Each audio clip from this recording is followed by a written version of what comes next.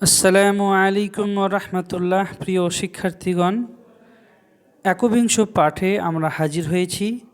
প্রথমে সমস্ত প্রশংসা আল্লাহ রব্বুল আলমিনের সমীপে নিবেদন করি, সংক্ষেপে বলি আলহামদুলিল্লাহ। তারপরে তারই প্রেরিত রসুল হজরত মুহাম্মদ সাল্লাল্লাহু আলাইহি ওয়াসাল্লামের ওপর শত সহস্র দরুদ, সালাম, শান্তি, রহমত, বরকত অগণিত হারে বর্ষিত হোক, আল্লাহুম্মা আমিন। রমাদান মাসের আজকে প্রথম সিয়াম। আশা করি সকলেই সিয়ামরত অবস্থায় এখন আছেন। এনিওয়ে, আজকে ক্লাসের শুরুতেই আমরা কয়েকটি নতুন শব্দ সম্পর্কে পরিচিত হব, তারপরে একটি ইবারত পড়ব এবং শেষে আপনাদের জন্য হোমওয়ার্ক থাকবে। হাররুন, হাররুন মানে হলো গরম। এখন কোনো মুআন্নাস শব্দের ক্ষেত্রে যদি গরম বলতে যাই আমরা, তখন বলবো হাররাতুন। ওকে। বারিদুন মানে ঠান্ডা। একইভাবে বারিদাতুন মানে হলো ঠান্ডা। কাশিরুন মানে বেশি। কলিলুন মানে হলো কম। আর আলিন, এইখানে একটা নতুন জিনিস বোঝার আছে, খেয়াল করে দেখুন। আলিন মানে হলো উঁচু। এখন কোনো মুআন্নাস শব্দের ক্ষেত্রে উঁচু বলতে গেলে আমরা এইভাবে আলিতুন বলতে পারি না, বুঝতে পারলাম? তখন বলতে হবে আলিয়াতুন, নতুন করে ইয়া আমদানি করতে হবে। একইভাবে একই রকম আর একটা শব্দ আছে, দেখেন, গলিন। গলিন মানে হলো দামি অথবা মূল্যবান। মুআন্নাস শব্দের ক্ষেত্রে দামি বা মূল্যবান বোঝানোর জন্য আমরা গলিয়াতুন ইউজ করব। ওকে, বুঝতে পারলাম? এবার আমরা একটি ইবারত পড়ি এবং অর্থ বোঝার চেষ্টা করি।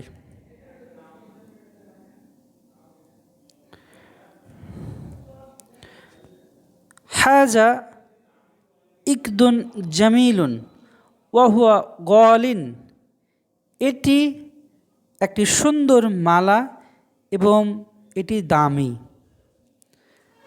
হাজা ইকদু জাইনাবা,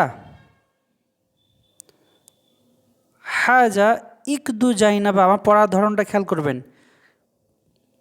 হাজা ইকদু, এখানে ইকদুন বললাম না, কারণ এটা জয়নাবের মালা। হাজা ইকদু জাইনাবা, এটা জয়নাবের মালা। ইকদুহা, তার মালাটি। ফি উলবায়াতিন সগীরতিন, এখানে একটা সাংঘাতিক নিয়ম আছে, সেটা বুঝতে হবে, আপনাদের বুঝাই। দেখেন, আমরা জানি কি যে উলবায়াতুন মানে হলো কৌটা, তাই না? এখন যদি বলতাম কৌটার মধ্যে, তখন আপনি বলতেন ফি উলবায়াতি, শেষ হরফে জের হতো।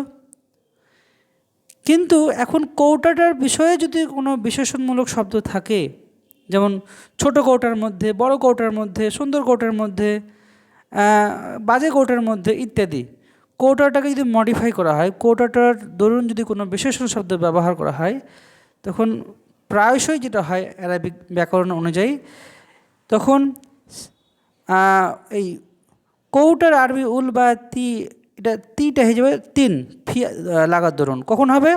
যদি কৌটাটাকে মডিফাই করা হয়, এই কৌটার সাথে যদি আমরা জুড়ে দিই ছোটো কৌটার মধ্যে, বড় কৌটার মধ্যে, এভাবে। তো এখানে খেয়াল করুন, লেখা আছে যে ইকদুহা, তার মালাটি। ফি উল বায়াতিন সগীরতিন, যে তার মালাটি ছোট কৌটার মধ্যে আছে। এই ছোট কৌটার মধ্যে আছে বলার দরুন এখানে ফি যোগ হয়েছে, কৌটার শেষ হরফে একটা জের না হয়ে দুইটা জের হয়েছে।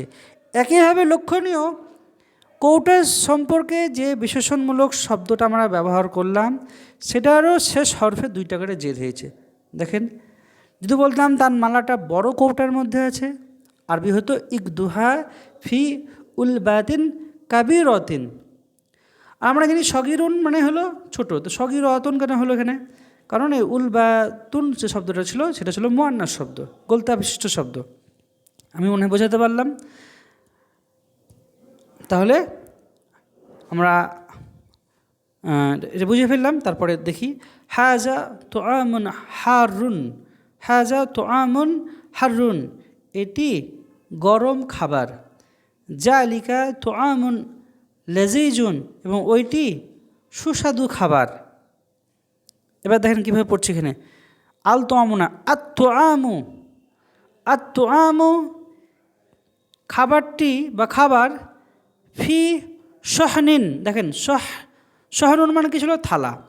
তো থালার মধ্যে তো সহনি হওয়া উচিত ছিল, তো নিশ্চয় থালাটা ছোট বড় কিছু মেনশন করা আছে। এই দেখেন নিচের অংশে দেখেন লেখা আছে সহনিন কাবিরিন, তাহলে খাবারটি বড় থালার মধ্যে আছে।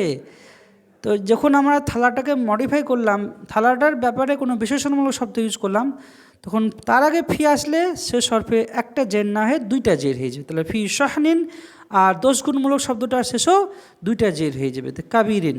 তো আর তো আমু ফি সহনিন কাবিরিন, খাবারটি বড় থালার মধ্যে আছে। আজকে ক্লাস এতটুকুই, এবং শেষাংশে আপনাদের জন্য একটু হোমওয়ার্ক থাকলো। আজকের হোমওয়ার্কের কোড হলো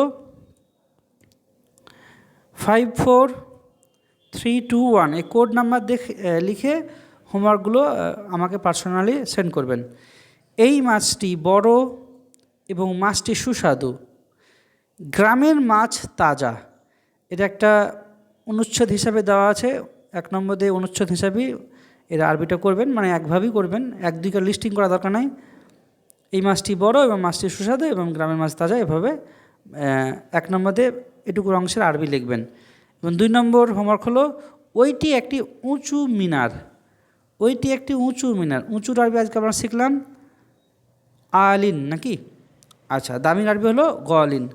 ঠিক আছে, আজকে ক্লাস এতটুকুই, সকলে ভালোবাসে নেবেন।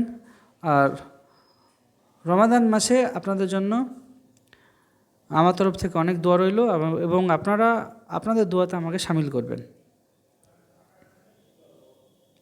আসসালামু আলাইকুম ওয়া রাহমাতুল্লাহ।